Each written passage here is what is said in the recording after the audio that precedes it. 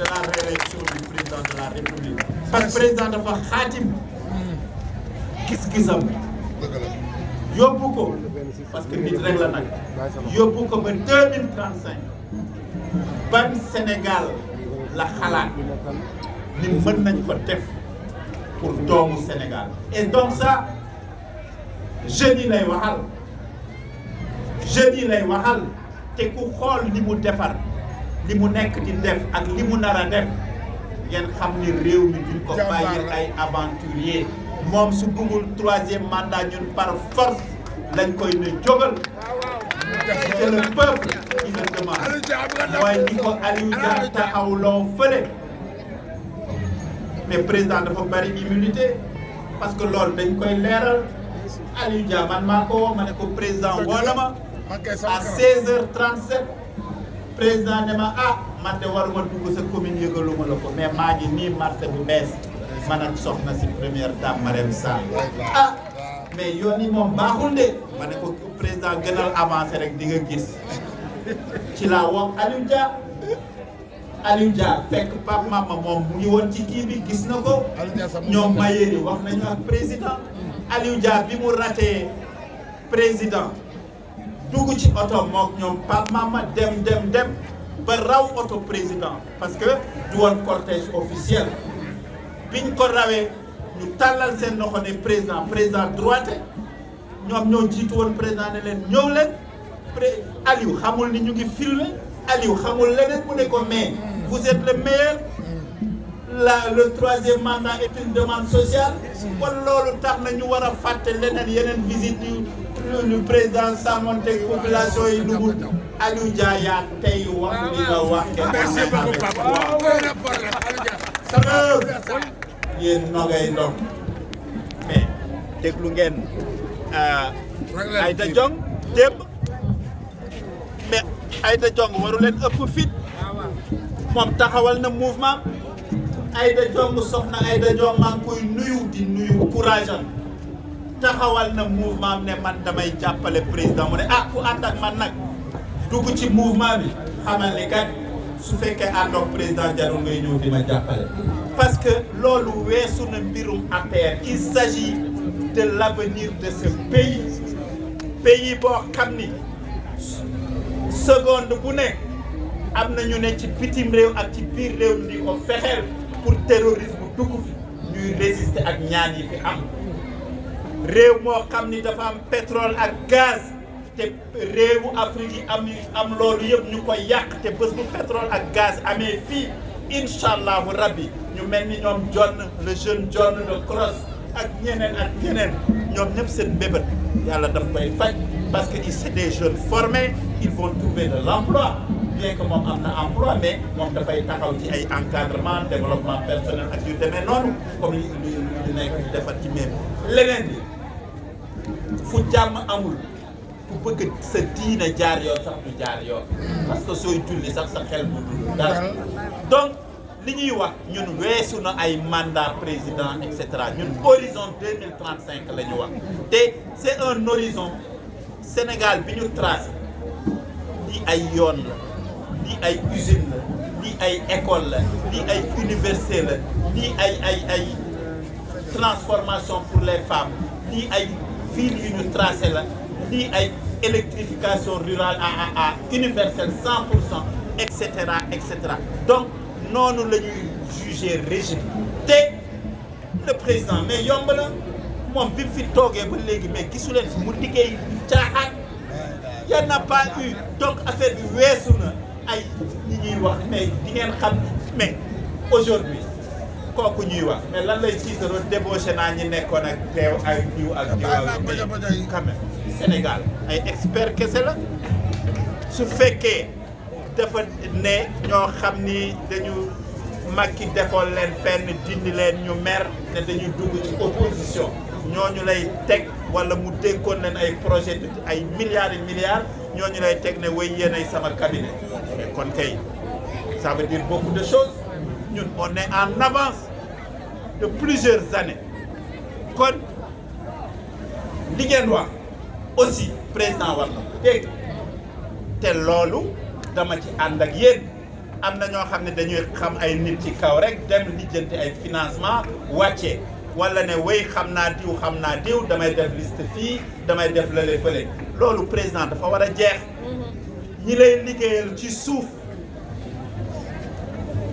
dëgg la gestu nga leen parce que loolu aussi nañ ci waxal Youssou toog na fi Youssou nag xam nga ne maye naa ay liggéey j'ai donné beaucoup d'emplois bu may ndamoo mais dama ko def soo ma nee naa gestu man gestu naa nag ba sama bët bot ba sama baat toqi mais nag munoo dajal yëpp te adduna day dox lu ma deful woon démb mun naa ko def tey yow exemple vivant la yow da nga ne danga ma bëgg man maa la gën a bëgg maa la bëggal sama bopp ngir sa fulla ak sa fayda parce que circonstances yoo xamante ne ay circonstances yu ñefe ñuy dugg benn kiiwu élection nga ñëw taxaw nga ne lii du fi am loolu du ma ko fàtte ba may ne ak loo ma mën ci def parce que y a des gestes qui ne s'oublient pas mooy comme Saliou c'est la même chose c'est des gens volontaires qui n'ont même pas besoin de soutenir le président Macky Sall parce que dañ leen fekk ñu jaay ay taabal te fekk dañu jàng ba ne ar mais am fulla am fayda nekk ay tablier di leen organiser suba ils vont être des milliardaires loolu lu ma leer la incha allahu rabbi parce que fulla bi moo leen di yóbbu foofu kon nag na ngeen xam ni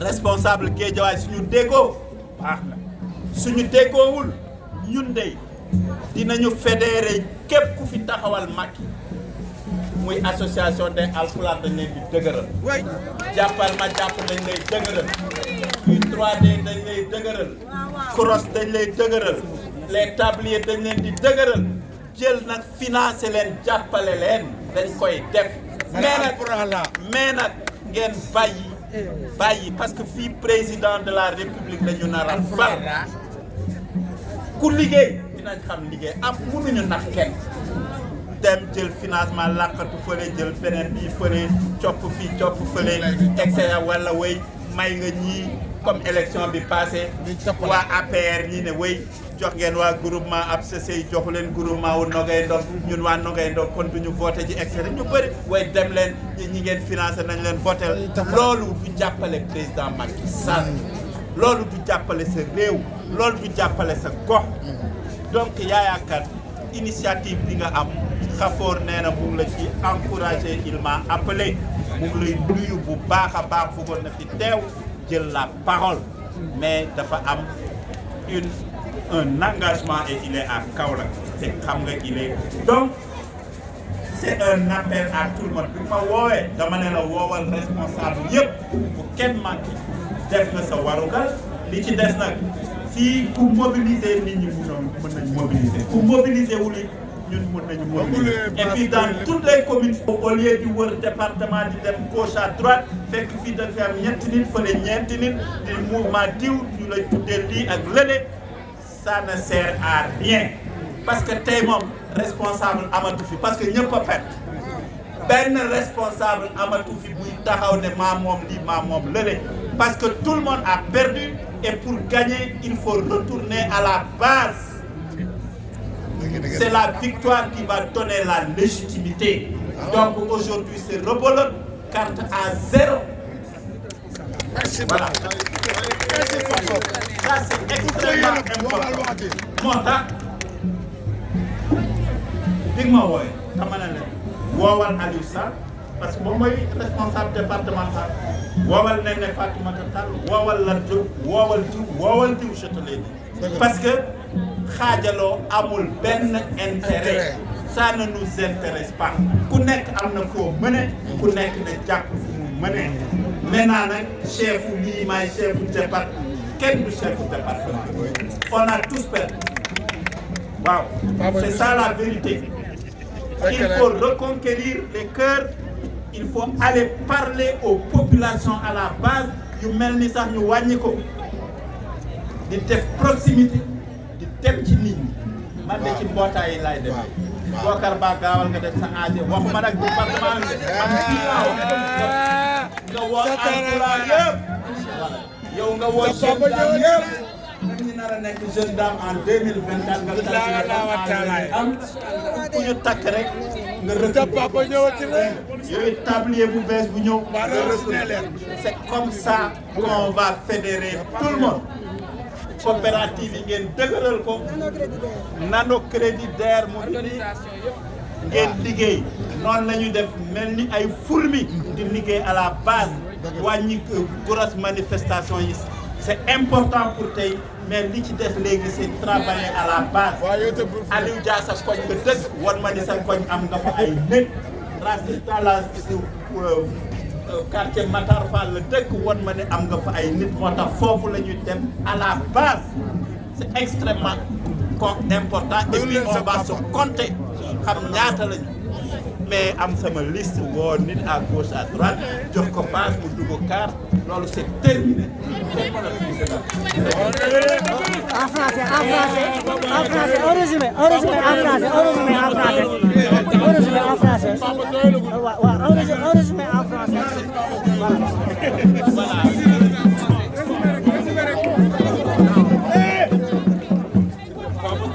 Vous allez me résumer. Je remercie le mouvement national des enseignants républicains pour cette belle initiative.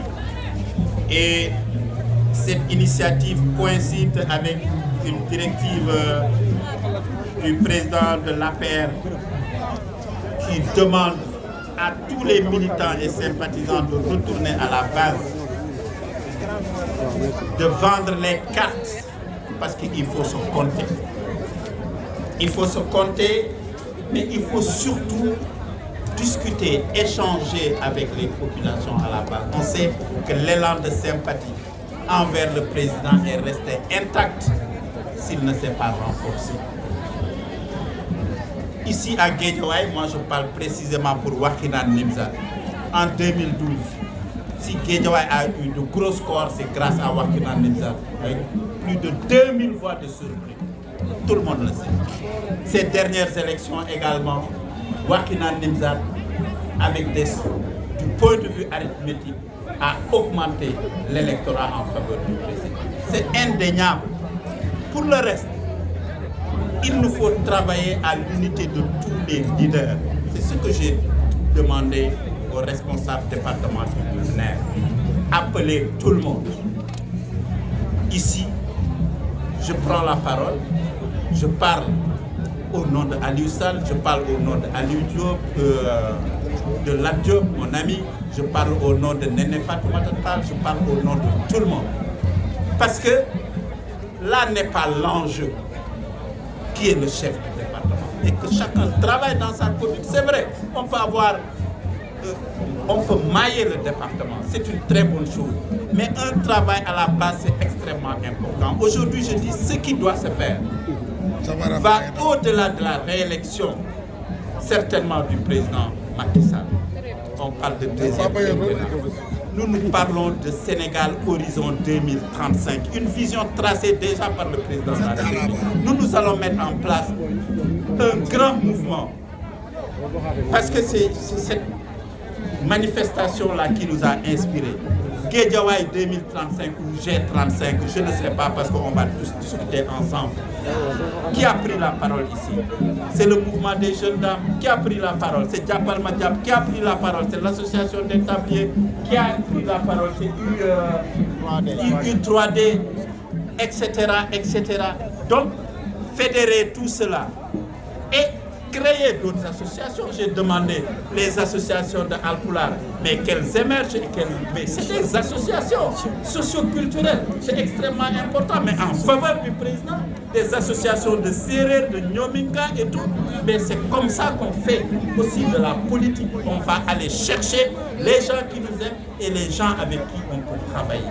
Et regarder l'ancrage du parti, certes, mais regarder au-delà des clivages partisans parce qu'il s'agit d'élire ou de réélire un homme.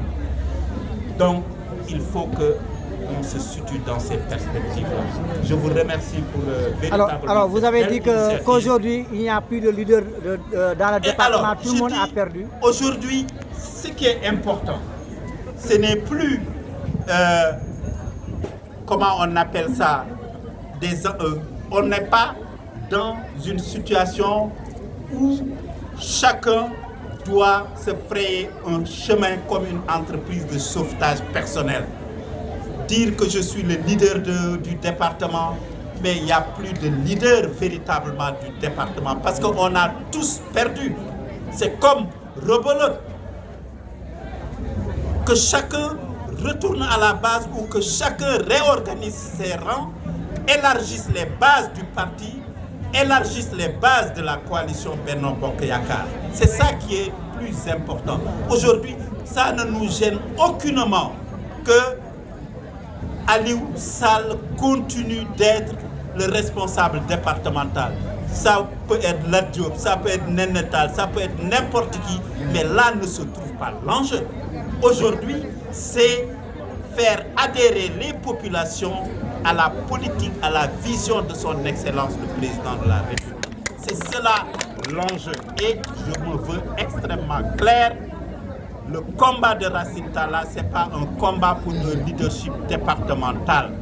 Je travaille dans ma commune, je peux travailler dans les autres communes, mais c'est pour faire gagner la coalition Benno Bokk Yakaar. C'est pour faire adhérer les populations de Guédiawaye à la vision de son Excellence. Et ça va au-delà de 2024. C'est une vision de Sénégal 2035. Et la troisième candidature, celui qui a lancé le réseau des élus de Yewwi Askan Wi. Vous, en tant qu'élu, quel commentaire? Merci, papa. Je n'ai aucun commentaire. Aucun commentaire. Moi, je suis dans l'association des maires du Sénégal. Alors, par rapport à la troisième candidature, vous avez dit qu'aujourd'hui, que l'heure n'est pas à la polémique sur cette question, mais qu'on travaille sur le terrain pour pouvoir réélire le président Macky Sall, qui est aujourd'hui votre candidat. J'ai dit et redit que j'adhère parfaitement à la déclaration de Aliou Dia, chef de cabinet, qui n'a pas fait cette déclaration parce que c'était une mise en scène. C'est faux. Le président de la République m'a appelé à 16h37 pour me dire que je suis dans ta commune. Je suis précisément à Marché Boubès. Ah, monsieur Talla, la route est chaotique. Hein? Je dis, monsieur le président, continuez votre tour, vous verrez encore d'autres choses, peut-être des choses, on en discutera. Merci. C'est ainsi que Aliou Dia, parce qu'il a raté le président, a pris sa voiture pour rattraper son Excellence qui était déjà sur la route de retour. Quand sa voiture a dépassé celle du président, le président a eu la grandeur de s'arrêter pour lui demander de venir. Aliou Dia ne pouvait pas savoir que c'était filmé sur Facebook en direct. Il a dit, monsieur le président, vous êtes le meilleur. Le troisième mandat est une demande sociale. Et ça fait le buzz. Mais c'est tant mieux pour nous d'ailleurs. Mais il n'y avait aucune mise en scène et ce n'était qu'une séquence de fin dans la visite du président. Parce qu'auparavant, il a regardé tout ce qui était en train d'être fait ici. En matière de lutte contre les inondations, les projets de pavage, le littoral, tout ce qu'il y a comme projet. Donc c'est ça que je veux dire. Je pense que la réponse elle est imprécise. Merci. Voilà. Allez, go. Je m'appelle Yaya Kane. Je suis le coordonnateur départemental du MNR de Guédiawaye. Alors justement, pourquoi cette initiative de remobiliser les troupes en direction de la présidentielle de 2024? Voilà, après réflexion, nous avons jugé utile le parti l'APR, qui présentement des difficultés. Parce que depuis qu'on est sorti des élections, en réalité, il n'y a pas eu de réunion, il n'y a pas eu d'activité politique visant à remobiliser la base. Sur ce, nous nous sommes dit, en tant qu'intellectuels, il est tout à fait normal qu'on réfléchisse par rapport à des stratégies pour le parti puisse revivre. Alors vous avez sonné la fin de la récréation politique pour l'opposition en disant que vous n'allez plus tolérer qu'on jette des insanités sur le président Macky Sall ou bien ses proches. Tout à fait. Le MNR, en collaboration avec d'autres associations telles que U3D, les jeunes dames républicains, Diapal Madiap, l'association des tabliers, le marché Boubès, et beaucoup d'autres structures. Nous nous sommes dit, désormais, nous allons constituer un bloc afin de prendre la défense du président de la République.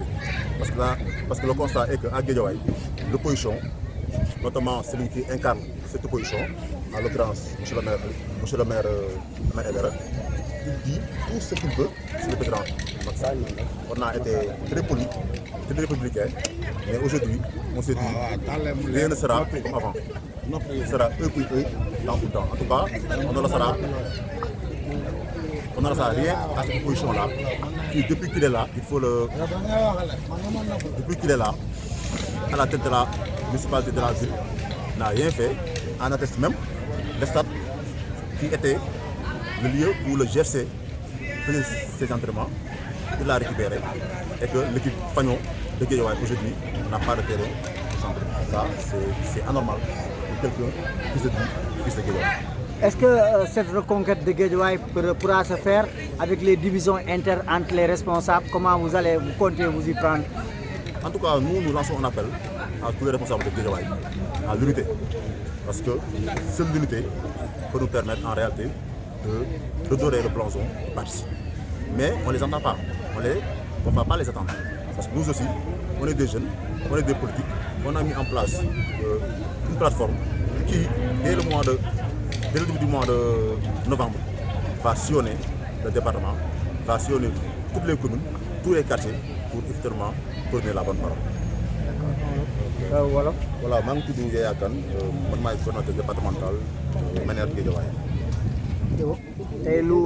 tey ngeen def rencontre ndaje bi lan moo tax te ñu ngi waajal élection présidentielle 2024. waaw parce que dañoo constaté depuis bi ñu jógee élection législative en réalité amul animation politique dans le département de Guédiawaye donc ñun aussi en tant que jàngalekat ñu toog xalaat mais situation bi war na ko bàyyi mu continuer parce que dañ ko bàyyi mu continuer opposition bi dina gagné terrain loolu moo tax ñun Ménère ak ay association yu mel ne Jeune Dame yu mel ne 3UD Diapal Madiap association des tabliers association des éleveurs de Guédiawaye ñu dajaloo benn kuréel pour regrouper les forces du département en vue de récupérer waat li nga xam ne coalition Benno Bokk Yaakaar.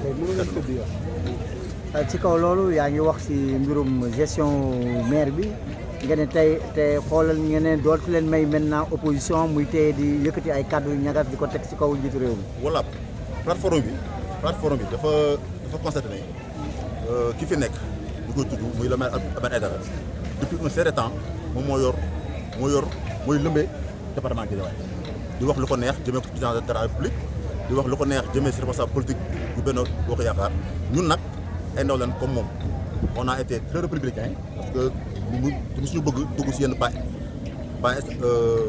werante yu bas étage yi mais aujourd'hui dañoo taxaw temb nar a jàmbaarloog moom te mu xam ne dootuñ ko may dara parce que ci wàllu bilan moom li fi defagum fi mu toogee ba léegi du bilan boo xam ne nit bu ni si teg baaraam lu gën a simple rek mooy stade bi nga xam ne GFC bi nga xam ne ñun mooy suñu groupe ñu koy supporté nekk ay doomu Guédiawaye nangu na ko ba GFC léegi mu ngi si ay jafe-jafe loolu nag mbir la boo xam ne day wane rek ñàkk mënam ak ñàkk xam-xam bi nga xam ne am na ko pour diriger la mairie de la ville de Guédiawaye.